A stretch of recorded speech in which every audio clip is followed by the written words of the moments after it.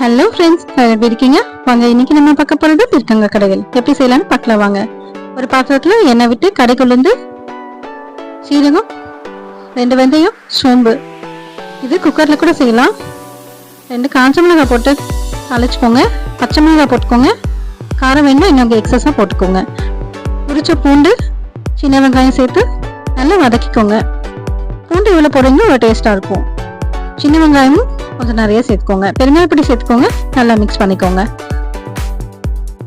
4 பெரிய தக்காளி எடுத்து இதில் சேர்த்து நல்லா வதக்கிக்கோங்க. தக்காளி நல்லா வதங்கட்டும். நல்லா வதங்கினதுக்கு அப்புறமா பீர்க்கங்காய் சேர்த்துக்கோங்க. இதையும் நல்லா சேர்த்து வதக்கிக்கோங்க. கருவேப்பிலை சேர்த்துக்கோங்க. இதையும் நல்லா மிக்ஸ் பண்ணிக்கோங்க. மஞ்சப்பொடி சேர்த்துக்கோங்க. நல்லா மிக்ஸ் பண்ணிக்கோங்க.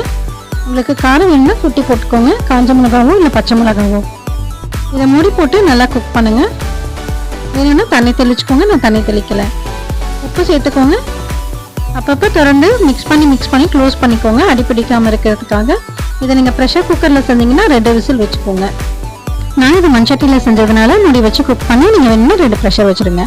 கொத்தமல்லி சேர்த்து மூடி வச்சுட்டு ஒன்ஸ் இது குக் ஆயிடுச்சுன்னு தெரிஞ்சதுன்னா கடைசியாக கொத்தமல்லி சேர்த்து மூடி வச்சுருங்க. கொஞ்சம் குக் ஆனதும் அப்படியே எடுத்து மற்ற வச்சு கடைஞ்சிருங்க. அவ்வளோதான், ரெடி ஆயிடுச்சு. சாப்பிட்டு பார்த்து எப்படி இருக்கு ஞாபகமாக கமெண்ட் பாக்ஸில் சொல்லுங்கள். அடுத்தடுத்து வீடியோஸ் வேணும்னா என்னோட சேனல் சப்ஸ்கிரைப் பண்ணுங்கள், லைக் பண்ணுங்கள், ஷேர் பண்ணுங்கள்.